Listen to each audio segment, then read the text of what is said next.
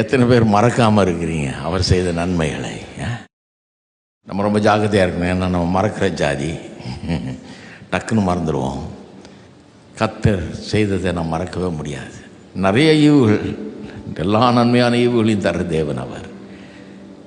எண்ணி பார்த்தா கடலின் மணலை காட்டில் அதிகமாக இருக்குதுன்னு வேதம் சொல்லுகிறது. அவ்வளோ ஈவுகள், நல்ல ஈவுகள் கொடுத்துருக்காரு கர்த்தர். ஆனால் அது எல்லாத்த காட்டிலும் பெருசு, எல்லாத்த காட்டிலும் மிக சிறந்தது என்ன? தம்முடைய குமாரனையே கொடுத்தார். நித்திய ஜீவனை நமக்கு கொடுத்தார். பாவ மன்னிப்பை கொடுத்தார். புது வாழ்வை நமக்கு தந்தார். தேவன் அருளிய இந்த சொல்லி முடியாத ஈவுக்காக அவருக்கு ஸ்தோத்திரன்றார் பவுல். அப்படின்னா என்ன அர்த்தம்? சொல்லி முடியாதுன்னா சொல்லி சொல்லி சொல்லி எவ்வளோ சொன்னாலும், ஒரு வாழ்நாள் முழுக்க சொன்னாலும் முடியாது.